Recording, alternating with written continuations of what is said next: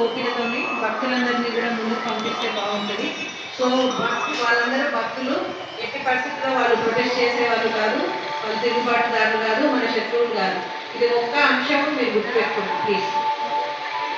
ఎప్పుడైతే ఒక వ్యక్తి అంటే ప్రజలు వాళ్ళు హ్యాపీగా లోపలికి దర్శనం చేసుకొని బయటకు వస్తే చిన్న చిన్నవి ఉంటాయి, ట్రాఫిక్ జామ్ అవుతుంది, డిలే అవుతుంది, క్యూ లైన్స్ అవన్నీ కూడా మన మనసు దోచుకోవడం చాలా ఇంపార్టెంట్ ఇక్కడ.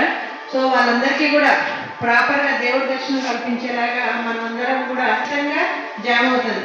మనం ఎంతమంది పెట్టినా, ఎన్ని బ్యారికేడ్స్ వేసినా, ఎంతమంది ఇంకా ఇంకొక 50 మందిని ఎక్స్ట్రా చేసినా కూడా ఎవరో ఒకళ్ళు చేసిన తప్పుకి కంప్లీట్గా ఎక్కడో ఒక చోట ఒక 10 నిమిషాలు 15 నిమిషాలు జామ్ అవుతుంది. క్లియర్ చేయండి. అండ్ మీరు పబ్లిక్ అడ్రస్ సిస్టమ్ పెట్టుకోండి. రెండు పెట్టించి ఇంపార్టెంట్ ప్లేసెస్లో. సో ఆ పబ్లిక్ అడ్రస్ సిస్టమ్ వల్ల ఖచ్చితంగా మనకు ఉంది మన సిచ్యువేషన్. ఇది వస్తుంది బెటర్ ఉంది, బట్ చాలా ఎండగానే ఉంటుంది.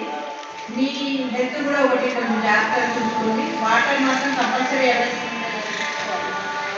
నిజంగా ఏదైనా ఏజ్డ్ పర్సన్స్, నేనైతే ఏజ్డ్ వాళ్ళకి బందోబస్తు చేయొద్దని చెప్తాను, కానీ నా ఏజ్ కాకుండా బయట నుంచి మరి ఎవరు వచ్చారనేది తెలియదు.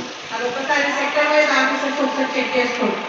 మరి ఏమైనా ఇల్నెస్ ఉన్న వాళ్ళు, మన ఏఎస్ఐస్ ఎవరైతే సీనియర్స్ ఉన్నారో వాళ్ళందరికీ కూడా ఏదైనా ప్రాబ్లం ఉంటే ఇమీడియట్గా హెల్త్ ఇష్యూ ఏమైనా వస్తే ఇమీడియట్గా అటెండ్ అయ్యేలాగా ప్లాన్ చేసుకోండి సెక్టర్ ఇన్ఛార్జెస్.